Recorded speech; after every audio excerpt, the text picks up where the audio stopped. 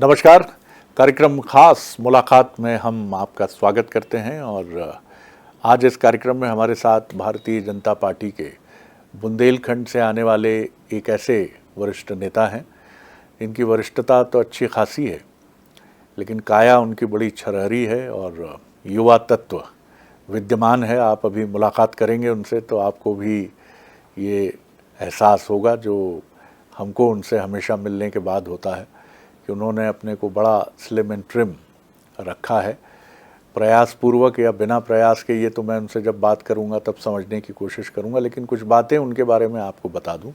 एक जुझारू और बुंदेलखंड की जो परंपरा है कि स्वाभिमान, सेल्फ रिस्पेक्ट फर्स्ट, इसके वो धनी राजनेता रहे हैं। अखिल भारतीय विद्यार्थी परिषद से उनकी संबद्धता, वहाँ अलग अलग महत्वपूर्ण पदों पर रहना, राष्ट्रीय स्वयंसेवक संघ से उनका सघन जुड़ाव और आगे बढ़ते हुए फिर वो पन्ना ज़िले में रहने वाले, तो वो पवई के हैं मूल रूप से, पन्ना के, लेकिन पूरे पन्ना ज़िले में वो एक तरह से कोऑपरेटिव का एक पर्याय इसलिए बने कि 2007 से लेकर एक लंबी अवधि तक उन्होंने वहाँ पर ज़िला और सहकारी बैंक जो है उसका दायित्व उन्होंने संभाला है।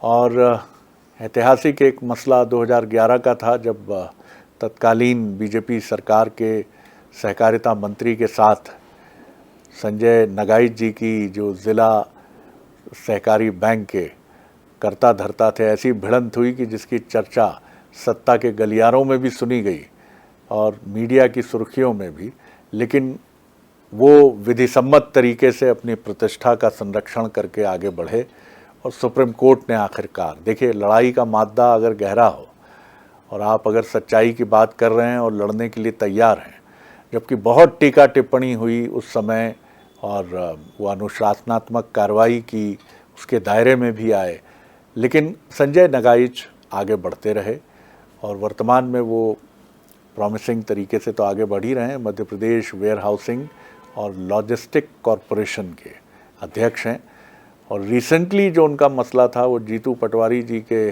प्रदेश कांग्रेस अध्यक्ष के वेयर हाउस का उनका निरीक्षण बड़ा चर्चित रहा था। क्यों भैया, मकड़ी के जाले, अरे ये साफ नहीं करते, यहाँ अग्निशमन व्यवस्था भी कुछ नहीं है, कहाँ है फायर डिस्टिंग्विशर, तमाम बातें थी। बहुत खुल के बोलते हैं, विनम्रता से बोलते हैं, लेकिन चूँकि उनका अखिल भारतीय विद्यार्थी परिषद का बैकग्राउंड है तो उसकी खनक दमक और चमक भी उनके व्यक्तित्व में आपको मिलेगी। तो मुलाकात करिए संजय नगाइच जी से, मध्य प्रदेश वेयर हाउसिंग और लॉजिस्टिक कॉरपोरेशन के चेयरमैन। बहुत स्वागत करता हूं संजय जी। वैसे प्रणाम। पहले थोड़ा औपचारिक प्रश्नों की तरफ चलते हैं। किस तरह का परिवार में वातावरण रहा था? राजनीति में क्या पहले भी कोई था? और एक राष्ट्रवादी विचारधारा या हिंदुत्व या बहुसंख्यकवाद की राजनीति का प्रतिनिधित्व करने वाली पार्टी से जुड़ने के पीछे का कारण क्या रहा? वास्तव में मेरे पिताजी या बाकी ऐसे परिवार में राजनीतिक बैकग्राउंड तो बहुत नहीं रहा जिसके कारण मैं राजनीति में आऊँ, लेकिन जब से होश संभाला तब से संघ का स्वयंसेवक बना। मतलब ऐसे कहते कि बहुत ऐसा हुआ कि खेलने पहले संघ की शाखा जाते थे जी। बाद में समझ में आया कि संघ के काम संस्कार वो तो बहुत सारे लोग तो इसी बहाने जाते हैं। तो बाल्यकाल से जब संघ का स्वयंसेवक बना तो एक प्रकार से दिशा मिलनी भी शुरू हुई। मैंने जैसे 12th किया तो संघ के सारे सब लोगों ने कहा कि तुम पढ़ाई के साथ में अगर तुम्हें बाहर रहना हो तो संघ कार्यालय में रह सकते हो। तो हमें संघ के ही लोग, प्रचारक और बाकी सब लोग पन्ना से, पवई से पन्ना मैं पढ़ने के लिए आया। तो उन्होंने कहा कि आप संघ कार्यालय में रह के पढ़ो, तो यहाँ कम से कम ये है कि रहने की व्यवस्था सुविधा तो है ही, संघ के काम में भी। तो संघ कार्यालय से मैंने अपनी BSc मतलब की। तो वो संघ की पृष्ठभूमि से एक प्रकार से ऐसा अटैचमेंट था कि शायद वो कभी जीवन में तो रहना, खाना पीना, विचार, विषय, सारी सब चीज़ें संघ एक प्रकार से पूरा आ गया। और तब तक रहते हुए संघ के विभिन्न दायित्व में रहा नहीं, उसको संघ के विद्यार्थी विस्तारक के रूप में भी जाना जाता है। तो मेरा बाल्यकाल के बाद संघ के साथ फिर विद्यार्थी विस्तारक के नाते BSc की पढ़ाई हुई। अच्छा। और वहीं से संघ कार्यालय के काम में, संघ के दायित्व में रहते हुए फिर विद्यार्थी परिषद के काम के लिए संघ के ही प्रमुख जो वहाँ हमारे संघ चालक थे, जिले के संघ चालक थे, जिला प्रचारक, सब लोगों ने कहा कि तुम्हारा विद्यार्थियों में अच्छा संपर्क है, विद्यार्थी परिषद का काम यहाँ है नहीं, तो विद्यार्थी संघ का काम करते हुए थोड़ा विद्यार्थी परिषद के काम में भी सहयोग करना। तो ऐसे करके फिर मैं यानी 95 में विद्यार्थी परिषद का जिला संयोजक बना। फिर विद्यार्थी परिषद का जिला संयोजक, प्रांत सह मंत्री, प्रांत मंत्री, फिर विद्यार्थी परिषद में फिर पूर्णकालिक हुआ। तो पूर्णकालिक में सागर जिला संगठन मंत्री, फिर जबलपुर विभाग संगठन मंत्री, प्रांत मंत्री विद्यार्थी परिषद का।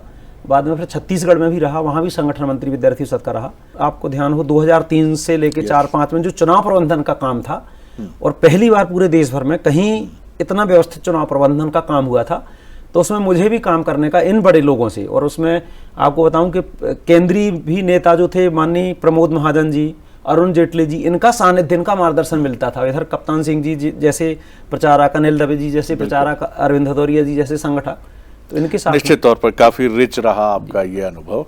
ये बताइए कि घर की आर्थिक पृष्ठभूमि कैसी थी, और क्या वहाँ से पूरी सहमति थी कि हमाओ मोड़ा जो है बे अब तो राजनीति की धारा में बह जाइयो भैया, पता नहीं क्या हुई है? किस तरह का वो परिवेश था और किस तरह की चीजें थी? राजनीतिक परिस्थितियां तो एकदम ठीक, आर्थिक हालात ठीक था। किसान परिवार है, तो अच्छा मतलब हम सामान्य तौर लोग पुराना जो बड़े परिवारों में आते हैं उधर पवई क्षेत्र में जमीनों वाले, तो खेती क्योंकि सामान्य तौर पे विषय रहता, तब तो काम धंधे वगैरह बहुत रहते नहीं थे। हाँ। लेकिन मूल रूप से कृषि वाली पृष्ठभूमि के थे, अच्छा वो था। लेकिन कभी कोई कितना भी अच्छा रहे, चाहे छोटा रहे चाहे बड़ा रहे, लेकिन कभी घर के लोग नहीं चाहते कि वो पूर्णकालिक बने, प्रचारक बने और घर छोड़ के जाए। जब घर छोड़ के जाते थे तो कोई तैयार ही नहीं था, लेकिन वो तो मतलब संघ और विचार और विषय इतना आ जाता है कि अपने को करना है तो निकल पड़े थैला लेके। कभी घर के लोगों ने तो ये सोच लिया था कि अब तो गए, निकल गए, अब ये वापस नहीं आएगा। 2003 से पहले मध्य प्रदेश में बीजेपी की वही स्थिति होती थी जैसी आज कांग्रेस के लिए कही जाती है। तमाम तरह की मत भिन्नताएं मानी जाती थी, नेताओं में सहयोग नहीं है, समन्वय नहीं है। दिग्विजय सिंह एक मुख्यमंत्री के नाते बड़े करिश्माई माने जाते थे, 10 वर्ष पूर्ण करने वाले पहले मुख्यमंत्री थे। इन परिस्थितियों में आपका मन कभी डगमगाया नहीं कि किस राह पे निकल पड़ा मैं, आगे अंधी सुरंग दिखती है, लाठी खाओ, विरोध करो, प्रदर्शन करो। हाँ, राजनीति में आदमी आता है तो ठीक है, धन और इसकी लिप्सा ना भी हो, तब भी वो सोचता है कि ऐसा कोई पद मिले कि मैं लोगों के लिए कुछ कर सकूं। कभी मन डगमगाया? कभी ईमानदारी से बताइएगा। बिल्कुल, आपको बताऊं कि ये ऐसा जुनून था उस समय तो, कि अभी कभी लगता है कि ऐसा जुनून कभी हम लोगों को आएगा कि नहीं आएगा। यानी अगर एक विषय पे हमको शासन प्रशासन या पुलिस रोकती थी तो वो करना ही है, जिद थी, आंदोलन करना ही है। मतलब एक बार स्थिति ऐसी बनी कि खुद हमारे ये बीडी शर्मा जी जो हमारे अब सांसद हैं, पूर्व भाजपा के प्रदेश अध्यक्ष, जबलपुर का मामला है, हमें जबलपुर विश्वविद्यालय में प्रदर्शन करना था, हमें पुतला जलाना था दिग्विजय सिंह जी का। तो पुतला जलाना था, तो सारे पुतले हमारे पकड़ लिए, पुतला कैसे जाए। तो गाड़ी में छोटी मारुति वैन चलती थी, तो मारुति वैन में पुतला छुपा के 1-2 कार्यकर्ता और 1-2 महिला यानी छात्रा कार्यकर्ताओं को बिठाला कि जिससे पुलिस को शक ना हो। तो वो गाड़ी एज ए एम्बुलेंस टाइप की बना के कि इसमें तो मरीज है और हम लेके जा रहे हैं। जब हमारे सारे पुतले पकड़ गए और पुलिस बिल्कुल टॉर्चर कर रही थी, 1-2 दिन से उठा रही थी कि पुतला दहन तो नहीं होगा, और हम लोगों की जिद थी कि पुतला दहन तो होना ही होना। वो हम वैन लेके गए, छावनी बन गई एक प्रकार से पुलिस अपना जबलपुर विश्वविद्यालय रानी दुर्गावती, उस पुतले को हम लेके गए और वो भी बाद में पुलिस ने देख लिया। तो हम ऐसे मतलब पुलिस मार रही है पीछे से, हम लोग ऐसे लिपट गए पुतले में, हम लोग लाठी खा रहे, वो पुतला जलाना है। और उस पुतले को लेके क्योंकि पेट्रोल वगैरह लिए थे और मतलब निर्जीव पुतले को बचाने के लिए सजीव माटी के पुतले लाठी खा रहे थे, तो वो लाठी खा के फिर हम लोगों ने पुतला जलाया। तो इस प्रकार का एक प्रकार से जुनून रहता था। अब कभी लगता है कि वास्तव में जो पीढ़ी खड़ी हुई, कार्यकर्ता खड़े हुए, संघर्ष विचार विषय के लिए लड़ना है, अब अगर कार्यकर्ता ऐसे बनेंगे क्या, तो ये भी ये $1 मिलियन का सवाल है संजय जी। सवाल ये है कि वो संजय नगाई जो घर से खेती किसानी से समृद्ध थे, ईश्वरी कृपा थी, लेकिन उन्होंने कभी सपना नहीं पाला। अब आज के जो 20 से 25 साल 30 साल के फरफराती गाड़ियों में एसयूवी में चलने वाले कार्यकर्ता हैं, ये चिंतन मैं आपको दुविधा में नहीं डालूंगा, समझता हूं, लेकिन पार्टी के अंदरूनी बैठकों में ये चिंता तो होती होगी कि अब संजय नगाइच कैसे गढ़ें, शिवराज सिंह चौहान कहाँ से लाएं, डॉक्टर मोहन यादव को कैसे तैयार करें, कैलाश विजयवर्गीय या फिर प्रहलाद पटेल कैसे गढ़े जाएं। निश्चित रूप से मैंने कहा ना कि विपरीत परिस्थितियां भी रहती थी, लेकिन कार्यकर्ता बनते थे, गढ़ते थे। हाँ, ये है कि कार्यकर्ता, हमें लगता है कि ये जो भी लोग हैं, इतने सारे जो आप लोगों ने नाम लिए, ये भी लगभग विधायक या सांसद बने 25 से 30 की उम्र में। और कार्यकर्ता बनाना, कार्यकर्ता को आगे बढ़ाना, मन संचालन से लेके सारी सब चीज़ें सिखाना, हालांकि ऐसा नहीं है, अभी भी विषय प्रकार के, अब जैसे अभी प्रशिक्षण अभियान चल रहा, बाकी चल रहा, ये है कि संघर्ष वाला जो है। यहाँ संजय जी, आप इससे भी सहमत होंगे कि चुनौतियाँ जो हैं वो आभूषण का काम करती हैं, वो आपके मनोबल को बढ़ाती हैं, जैसा आप लोगों के साथ हुआ, आपके पहले की पीढ़ी के साथ हुआ, आपके साथ हुआ। अब 2023 के बाद एक छोटा सा टेन्योर छोड़ दें, जो भी चुनौती नहीं थी जब कांग्रेस की सरकार 14 महीने, तो आप देख रहे हैं कि सुख हमेशा थोड़ा सा तो ढीला करता ही है व्यक्ति को। निश्चित रूप से किसी ने कहा है भी है कि किसी भी राजनीतिक या सामाजिक संगठन को समाप्त करना है तो उसके कार्यकर्ताओं को सुविधा भोगी नहीं होना चाहिए। बहुत बढ़िया। और हमें लगता है कि संघर्ष करते रहना, काम विषय और विचार के प्रति लगे रहना, इससे ही कार्यकर्ता निर्माण की प्रक्रिया खड़ी होती है। अभी हम लोग बैठे, यानी आज के जो वर्तमान के प्रदेश अध्यक्ष हैं, बहुत सहज और सरल हैं, और हमें लगता है कि मैंने कई प्रदेश अध्यक्षों के, मैं नहीं कहता हूँ कि वो अपने अपने सबके की विशेषताएं रही हैं, लेकिन वर्तमान के जो प्रदेश अध्यक्ष हैं बहुत सहज और सरल हैं। माननीय मुख्यमंत्री जी भी जो स्टेट फॉरवर्ड है, यानी मुख्यमंत्री जी जो है करना है तो करना है, नहीं करना है तो नहीं करना, वीरेंद्र सहवाग है। बिल्कुल। और दूसरी बात यह है कि अटल जी ने एक विषय और कभी कहा था कि राजनीति चरित्र से चलेगी कि चालाकी से, तो मुख्यमंत्री जी की ये एक और विशेषता है कि वो चालाक नहीं है। वो मतलब उनके व्यवहार में, उनके काम काज में कहीं चालाकी आपको दिखेगी नहीं, स्टेट फॉरवर्ड है, स्टेट फॉरवर्ड। तो हमें लगता है कि ये नेतृत्व विचार कर रहा है। तो निगम मंडलों में संजय नगाइच जैसे व्यक्ति को अगर वो लाते हैं, यानी मैंने संघर्ष किया तो कई लोग कंट्रोवर्शियल भी मानते हैं, बिल्कुल विवादित भी मानते हैं, विरोध भी रहा। वास्तव में विरोध ऐसा नहीं कि मैंने कभी किसी के साथ अन्याय किया हो, अत्याचार किया हो, सिर्फ बुंदेलखंड से आने के कारण, बुंदेलखंड में एक व्यवस्था है, जैसे सामंतवाद है, कुछ सामंतवादियों से टकराव हुआ और हमारी सरकार में ही टकराव हुआ, हमको हटाया गया, तो वो उदंडता माना जाता है। जबकि वो, मैंने कहा ना कि हम लोग जैसे लड़के कार्यकर्ता बने हैं, हमने जैसे पार्टी के लिए लड़ा, विषय के लिए, विचार के लिए, संघ के लिए, विद्यार्थी परिषद के लिए लड़ा, तो अगर हम लोगों के भी अन्याय की बात आती है, कार्यकर्ताओं की, इधर भी कोई आंतरिक लोकतंत्र की बात आती है, तो वो कभी कभी प्रखरता या निखर होने के कारण आप ये इम्पोर्टेंट बात कह रहे हैं। ये बताइए मुझे कि जब आप भिड़े सामंतवादियों से, जब आपने एकाधिकार को उनके चुनौती दी, और ठीक बात है, आपने बहुत ईमानदारी से ये माना कि आपको कंट्रोवर्शियल भी करार दे दिया गया कि ये नेता बड़ा कंट्रोवर्शियल है, या गौरी शंकर बिसेन जी के सहकारिता मंत्री उस समय के, उनसे जो आपकी भिड़ंत रही थी, इसमें विद्यार्थी परिषद और संघ दोनों के तत्व खूब खनकते थे कि संजय नगाइच सोचते थे खत्म हो जाए आज राजनीति, चाहे मेरे ऊपर कुछ भी एक्शन हो जाए, निष्कासित कर दें हमेशा के लिए, लेकिन मैं अन्याय नहीं झेलूंगा, यही भाव रहा। बिल्कुल बिल्कुल बिल्कुल बिल्कुल। आपको बताऊं कि उस समय भी ऐसे ईगो का मामला था, उनको लगा कि मैं मंत्री हूं और स्थानीय भी मंत्री, वो मंत्री और स्थानीय मंत्री, और ऐसे कोई भ्रष्टाचार। मंत्री आप परिषद में थे, जिला इकाई में थे? नहीं, मैं जिला कोऑपरेटिव बैंक का चेयरमैन थे। हाँ, जिला सहकारी केंद्रीय बैंक का अध्यक्ष था। हाँ। और एकदम से कहा जाता है कि आपको रिजाइन करना है, तो मैंने कहा कि रिजाइन करने का कोई कारण हो, कोई मैंने अनियमितता, भ्रष्टाचार या कोई चरित्रहीनता, किसी प्रकार के आरोप हो तो बताइए।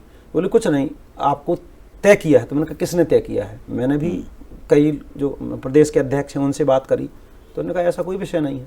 सह संगठन मंत्री उस समय माननीय माथुर जी और अपने अरविंद मेनन जी थे, तो उन्होंने भी कहा कि कहीं कोई विषय, एक आध किसी व्यक्ति के कहे पे, प्रभाव पे, तो मैंने कहा कि अगर कोई विषय आया तो मैं, आप तो कहोगे कि राजनीति भी छोड़ना है तो मैं छोड़ के चला जाऊंगा। हम लोग उस मूल्यों और विचारों के साथ। बिसेन जी को क्या हो गया था, क्यों नाराज थे आपसे? वो स्थानीय राजनीति में कहीं ना कहीं फंस गए, वो पन्ना जिले की। अच्छा। स्थानीय राजनीति में फंसने के कारण वो जो स्थानीय हमारे उस समय के तत्कालीन मंत्री थे, उनका मेरा एक ऐसे माना जाता था कि राजनीतिक प्रतिद्वंदिता थी, उस प्रतिद्वंदिता के चलते वो भी उसमें आ गए और पन्ना जाने के बाद उन्होंने सार्वजनिक रूप से मंच से ही मेरा अपमान किया, और मेरा ही कार्यक्रम है नहीं, बिसेन जी ने। हाँ, कोऑपरेटिव बैंक के नाते मैं कोऑपरेटिव बैंक का चेयरमैन था, तो उनके सम्मान में लगभग 4-5 हजार किसानों का कार्यक्रम था। तो उस किसानों के कार्यक्रम में उनने अपमानजनक टिप्पणी की। तो कुछ हमारे जो कार्यकर्ता थे, सोसाइटियों के अध्यक्ष थे, उन्होंने खड़े होकर उनका विरोध किया। तो बिसेन साहब को ये लगा, इतना खराब लगा कि मैं तो मंत्री हूँ और ये सार्वजनिक रूप से कैसे विरोध कर रहे हैं, और उन्होंने आनन फानन में फिर आते हुए फिर उनका उस बात को लेके उन्होंने जब चोर जैसे शब्दों का उपयोग किया मेरे लिए, तो उसको लेके पूरे प्रदेश भर में उनका विरोध हुआ। बाद में उन्हें 1 महीने बाद मेरे बोर्ड को 19 भ्रष्टाचार के आरोप लगाते हुए सुपरसीड हटा दिया। तो मैंने तत्कालीन अध्यक्ष माननीय प्रभात झा जी आज दुनिया में नहीं है, तो मैंने पूछा कि भाई साहब क्या करना चाहिए, तो बोले अगर गलत है तो तुम्हें लड़ना चाहिए। फिर सामान्य तौर पे क्या बीजेपी की ये परंपरा देखिए, आप प्रदेश अध्यक्ष कह रहा है लड़िए अगर गलत हुआ है तो। अच्छी, बहुत सुंदर बात। और विचार परिवार के अधिकांश लोग उन्होंने कहा कि अगर गलत है, तो मैंने कहा भाई साहब गलत है ही बिल्कुल, कहीं कोई आरोप किसी प्रकार के कोई 1 भी रुपए का आरोप है ही नहीं, पुराने सब आरोप हैं। क्योंकि मेरे पहले अशोक वीर विक्रम सिंह कोऑपरेटिव बैंक के चेयरमैन हुआ करते थे, राजा भैया। उनका बड़ा एकदम पूरे देश भर में रसूख था, और नारा लगता था कि मतलब 2 बार वो निर्दलीय एमएलए भी रहे पौड़ी विधानसभा से, सिर्फ कोऑपरेटिव की दम पे, और अपना मोहर लगेगी हाथी पे नहीं तो गोली लगेगी छाती पे। और उनका एक टेरर था, बाहुबली थे, बड़े माफिया थे, बहुत सारे हत्याओं के और कई ऐसे प्रकार के अपराधी की दुनिया में उनके बहुत सारे आरोप थे। तो अच्छा, पार्टी और संगठन ने इसलिए बनाया था कि ये पूरा जो इनका साम्राज्य ये खत्म करना है। और मैं 1.5 पसुरिया का आदमी, वजन भी 50 किलो, युवा मोर्चा का प्रदेश मंत्री। तो लोग कहते थे कि ये क्या करेगा, वो तो भैया राजा पता नहीं कितने ऐसे लोगों को निपटा चुका है। तो भी उन परिस्थितियों में, मतलब अपनी हमारी सरकार होने के बाद भी उन परिस्थितियों में भैया राजा का 20 साल का साम्राज्य, उनके साम्राज्य से लड़े, और भारतीय जनता पार्टी युक्त संघ और अपनी विचारधारा के लोगों को पूरे कोऑपरेटिव सेक्टर में स्थापित किया। स्थापित करने के बाद वो दुश्मनी थी, वो कहीं ना कहीं व्यक्तिगत दुश्मनियां हो गई। उसके बाद ये फिर विषय आया कि आपको हटा दिया जा रहा है। इन सब बातों को लेके जब मैंने कहा, तो लोगों ने कहा नहीं, अगर गलत है तो लड़ना चाहिए। तो मैं फिर हाई कोर्ट चला गया, और हाई कोर्ट ने सरकार के इस पूरे ऑर्डर को क्वेश करते हुए हमको बहाल कर दिया। मैंने ज्वाइन किया। ज्वाइन करने के बाद फिर इन सब मंत्रियों को, क्योंकि स्थानीय मंत्री भी एक थे, विधायक और मंत्री, और ये सहकारिता मंत्री थे, इनको ये लगा कि ये तो हमारी शान और हमारे उसके खिलाफ है, सरकार से कैसे जीत जाएगा कोई कोऑपरेटिव बैंक का चेयरमैन। कोऑपरेटिव बैंक का चेयरमैन तो एक छोटा सा है, और उसको लेकर सुप्रीम कोर्ट गए। बाद में सुप्रीम कोर्ट ने मेरिट पे पूरा केस डिसाइड किया। मेरे खिलाफ जितने भी आरोप लगे थे, सारे आरोपों पे क्लीन चिट दी। कहा ये दुर्भावनावश राजनीतिक बदले के भाव से की गई कार्रवाई है। 2-3 साल की लंबी लड़ाई में फिर क्या हुआ कि बहुत सारे केस भी मेरे खिलाफ।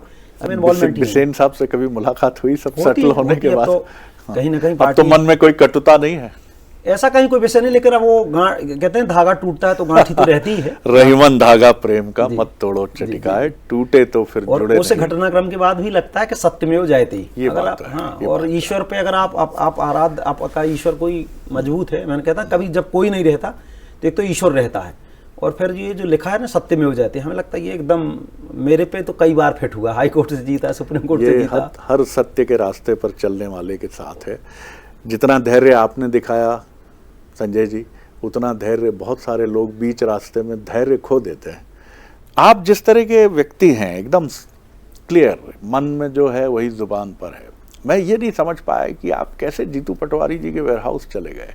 आप समझते हैं राजनीतिक प्रतिस्पर्धा क्या होती है, प्रतिद्वंद्विता क्या होती है। बहुत सारी बातें राजनीति में होती है, लेकिन मैं जिस संजय नगाइच जी को जानता हूँ, वो भारी मन से ही गए होंगे वहाँ। नहीं, ऐसा वास्तव में मेरा कोई इंटेंशन नहीं था। मैं जब से बना हूँ लगभग मैंने 100 वेयर हाउस चेक किए होंगे, और अभी भी पन्ना गया। मैंने मेरा सम्मान और स्वागत था, पहली बार गया। लेकिन इसके बाद भी मैंने 2 वेयर हाउस चेक कराया, अपने ऑन गोडाउन, सरकारी गोडाउन। उनमें कमी पाई गई तो उनको भी नोटिस 1 को किया। तो सामान्य तौर पे मैं इंदौर पहुंचा तो मेरे को उस समय तक भी पता नहीं था कि ये जीतू पटवारी का वेयर हाउस है। अच्छा। हाँ, वो थोड़ा उसका जो उनके जो मैनेजर थे, उसने भी रौब दिखाते हुए कहा कि जानते नहीं भैया का वेयर हाउस है। अच्छा। कौन से भैया? जीतू भैया। कौन से? जीतू पटवारी, उनकी कांग्रेस के प्रदेश अध्यक्ष। हाँ, उनका वेयर हाउस है। आप अगर वीडियो भी देखें, बहुत सारे वायरल हैं। तो मैं स्टार्टिंग में ही पूछ रहा हूँ कि किसका वेयर हाउस है, मेरे को नहीं पता था। फिर जब उसने रौब दिखाया, पता चला, तो उनको ये लगा कि ये रौब दिखाएंगे तो ये चले जाएंगे। तो फिर मैंने कहा अब तो और चेक ही होगा। और चेक किया, और सामान्य तौर पे जो मतलब जो कमियां पाई गई, तो मैंने कहा इनको नोटिस करिए। तो नोटिस करके विषय समाप्त हो गया। फिर तो कहीं कोई क्रिया की प्रतिक्रिया थी ना, मैंने जीतू पटवारी जी को बात करी ना, मेरे को किसी से लेना एक ना देना, तो मैं अपना करके आ गया। बाद में उन्होंने जो वीडियो जारी किया जीतू पटवारी ने, दम अहंकार दिखाते हुए और मेरे नाम सरनेम को लेके थोड़ा बदतमीजी भी की उनने, फिर वो जवाब देना भी जरूरी था। उनको जवाब दिया और मैंने कहा भी कि अगर आप में मादा है, आप अगर इतनी बड़ी बड़ी बातें कर रहे हैं, तो आप भारत सरकार नाबार्ड से ली हुई सब्सिडी वापस कर दीजिए।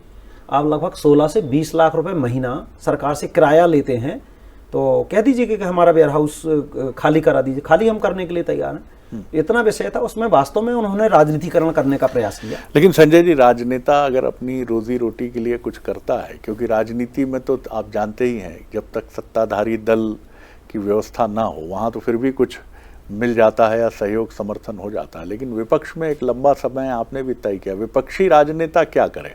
अब उसका वेयर हाउस है तो क्या किराया भी ना ले? और फिर समाज ऐसा भी नहीं है कि समाज राजनेताओं के पोषण के लिए वित्त पोषण करता है। मैंने एक कांग्रेस के वरिष्ठ विधायक से पूछा, उन्होंने कहा बहुत कठिनाई होती है साहब, पूरे समय केतली चाय चल ही रहती है, भोजन के लिए कोई आ गया तो भोजन करा के ही भेजना है उसको। मुझे लगता है कि हम जैसे राजनेता हैं तो उंगलियां यानी देखने वाले ज़्यादा हैं, और आजकल तो ये सोशल मीडिया इसका ज़माना है। हम भी काम करते हैं, ऐसा नहीं है हम राजनीति से कमाते हैं। मेरे भी खेती है, मेरी भी माइनिंग के और क्रेशर के व्यवसाय हैं। तो और हमारी सरकार में ही कई बार जब ये घटनाक्रम चला बैंक से हटाने का, तो पता चला कि कभी एमपीबी की टीम आके धमक जाती थी, कभी खनिज की टीम आके धमक जाती थी। तो ये तो होता ही है। मैं तो अपनी सरकारों में मतलब विपक्ष जैसा भोगा है, तो भी कभी 1 रुपए की, कभी कोई चोरी बदमाशी नहीं पकड़ी गई। तो हमें लगता है राजनेताओं को ये भी देखना चाहिए। हम जब दूसरों पे आरोप लगाते हैं कि ये चोर है, ये बदमाश है, ये व्यवस्था भ्रष्ट है, भाई जीतू पटवारी सबकी कापियां जांच रहे हैं, और उनके ही वेयर हाउस में इतनी कमियां हैं कि सामान नॉर्मल जो नॉर्म्स है, यानी फायर सेफ्टी नहीं है। अगर लगभग 60 करोड़ रुपए का उनके 5 वेयर हाउस हैं, 5 वेयर हाउसों में रखा है, फिर ये आरोप लगाएं कि वो सरकार हमारे साथ में भेदभाव कर रही है। अगर सरकार भेदभाव कर रही होती तो उनके यहाँ ये 10-12 खरीदी केंद्र कैसे बनते?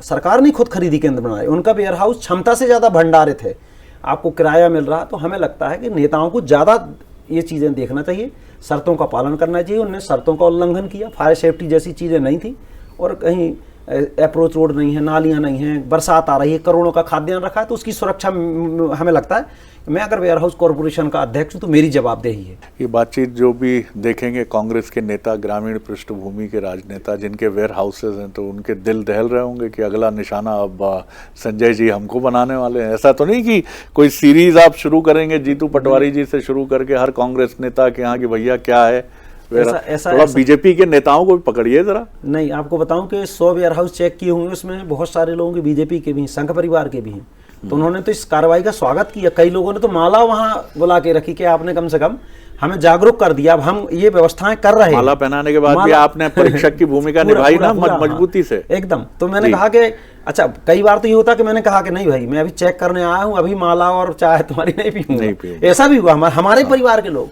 तो इसमें हमें लगता है जीतू पटवारी जी को पैनिक होने की आवश्यकता नहीं थी। उन्होंने जिस प्रकार से राजनीतिकरण किया, ये दुर्भाग्यजनक है। और सामान्य एक नोटिस दिया, 5-7 दिन में वो उन जो समस्या कमियां थी उनको फुलफिल कर सकते थे, लेकिन उनने ही उसका बात का बतंगड़ बनाया, इसलिए ये विषय बना। उन राजनेताओं से क्या कहेंगे जो आते ही एसयूवी से उतरते ही सोचते हैं कि वो नायक बनने वाले हैं, अब अगला पद उनको प्रदेश संगठन में या ज़िला संगठन में बहुत मलाईदार मिलने वाला है, आगे बढ़ते चले जाएंगे, काले चश्मे रेबिन के लगाते हैं, पूरे डिओडेंट से पूरी महकते रहते हैं खुशबू की तरह। क्या कहेंगे आप उनसे कि राजनीति में आए अगर लंबी पारी खेलनी है तो किन किन चीज़ों का ध्यान रखें? वो वास्तव में मतलब हम लोगों ने भारतीय जनता पार्टी में जैसे काम किया, तो अभी भी ऐसे लोगों को लगनी है। नहीं, मैं अपने जिले में भी गया तो कभी किसी का इतना स्वागत नहीं हुआ जितना स्वागत अभी हुआ। और पार्टी का जो नेतृत्व है बीजेपी का, ये तो मूल्यांकन करता है और वास्तव में काम का मूल्यांकन करता है, ये सिद्ध हो गया। क्योंकि जितने निगम मंडल के चेयरमैन बने, इसमें एक को भी आप नहीं लगा सकते कि मेरिट को, हाँ मेरिट से नहीं बना तो मेरिट से बने। दूसरी बात, राजनीति में लंबा चलना है। कहते ना कि हमारी जो पर्सनालिटी है, न्यूसेंस होगा कि स्ट्रेंथ होगा। तो स्ट्रेंथ हमने काम क्या किया और हम काम करते रहें और काम में डूबे रहें तो हमें लगता है कि इसका परिणाम मिलता है, आज नहीं तो कल मिलेगा। अभी क्या है, थोड़ा भीड़ भी बड़ी है और विषय और विचार के प्रति प्रतिबद्ध कार्यकर्ता मिलें, ये भारतीय जनता पार्टी तो कर ही रही, लेकिन हमें लगता है कि राजनीति में ऐसे लोग रहेंगे तो राजनीति में जो हम कहते हैं कि हमें ये करना है, हमें समाज और देश के लिए करना है, तो हमें लगता है ये करना है, क्योंकि अंतिम अंत तो यही है कि मैं कहता हूँ कि मेरे लिए देश फर्स्ट है, यानी पार्टी भी और वो भी सेकेंडरी है, पार्टी यही कि देश फर्स्ट है।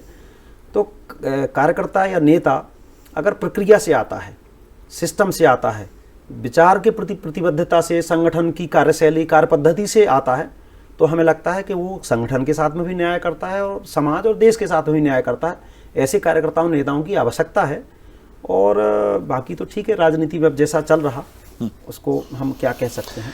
बात सही है। और कैलाश विजयवर्गीय जी ने कहा भी है कि संघ का आवरण ओढ़ लेते हैं जब बीजेपी सत्ता में आती है। तो प्रथम वर्ष दीक्षित हैं, ये है, हम भी संघ की शाखाओं में गए हैं। अरे भैया, कितनी बार गए हो? क्या आगे भी बढ़े हो कि 2 बार चले गए, 3 बार चले गए, फोटो खिंचवा ली और वापस आ गए उसके बाद? मेरा इस पे मानना है कि संघ का भी कोई आवरण ओढ़ता है तो वो भी बहुत चलता नहीं है। इधर भी भाजपा या किसी भी दल में कोई जनप्रतिनिधि बन गया या पदाधिकारी एक आध बार बन सकता है, 2 बार बन सकता है, यानी राजनीति परिक्रमा से नहीं चलती, पराक्रम से ही चलती है। आप विचार के प्रति कितनी प्रतिबद्ध हो, आप कार्य पद्धति कितना जानते हो। एक आध बार कोई एक्सीडेंटल हो सकता है, चाहे वो संघ का आवरण ओढ़े और चाहे वो, अगर वो मूल रूप से कार्यकर्ता नहीं है, कार्य पद्धति नहीं जानता, विचार से नहीं जुड़ा है, तो हमें लगता है लंबा नहीं चल पाएगा। एक आध बार कोई जनप्रतिनिधि भी बन गया, विधायक सांसद भी बन गया, तो दूसरी बात वो हेड विकेट हो ही जाएगा, नहीं चलेगा लंबा। तो मैं इसको नहीं मानता कि वो राजनेता हो गया अगर कहीं जनप्रतिनिधि बन गया। तो खत्म करूंगा इस प्रश्न के साथ। इधर कांग्रेस मुख्यमंत्री डॉक्टर मोहन यादव को लेकर बड़ी अग्रेसिव है, उन पर आरोप भी लगाए हैं तमाम तरह के, उज्जैन में जमीन को लेकर। इसे आप कैसे देखते हैं? हालांकि उनकी अंतर्कलह भी बार बार सामने आ गई। इसी विषय पे जिस हिसाब से कांग्रेस की अंतर्कलह आई है, ये अपने आप में शायद प्रदेश के लोगों ने नहीं देखा था। तो और हमारे माननीय प्रदेश अध्यक्ष जी ने पूरा स्पष्ट रूप से जवाब दे दिया कि माननीय मुख्यमंत्री पे जो आरोप लगाए गए हैं, वो आरोप जब से वो मुख्यमंत्री बने हैं उसके बाद तो उन्होंने किसी प्रकार की कोई जमीन खरीदी बिक्री की नहीं है। तो आरोप सारे खारिज हैं एक प्रकार से। अब कांग्रेस को आरोप लगाना है, कांग्रेस के पास और बचा भी क्या है। 29 लोकसभा चली गई, अब राज्यसभा भी तीसरी थी, वो भी हम लोग ले आए। तो अब खिसियानी बिल्ली खम्मा नोचे, तो आरोप किस पे लगाएंगे? डॉक्टर मोहन यादव जी के नेतृत्व में हो रहा, तो मुख्यमंत्री जी को कैसे घेरे? ये कांग्रेस एक प्रकार से मतलब कोशिश कर रही है, लेकिन कोशिश में सफल होती कहीं दिख भी नहीं दूर दूर तक, और कांग्रेस की अंतरकलाएं और गुटबाजी और पटल पे आ गई। बहुत धन्यवाद संजय जी इस बातचीत के लिए। और आपकी वही खनक दमक दिखी जिसके लिए आपको पहचाना जाता है। बहुत धन्यवाद और बहुत शुभकामनाएं आपकी भावी बहुत धन्यवाद सार्वजनिक जीवन की राजनीतिक यात्रा के लिए। खास मुलाकात में इतना ही, अगली बार एक और खास पर्सनैलिटी के साथ मिलेंगे। नमस्कार।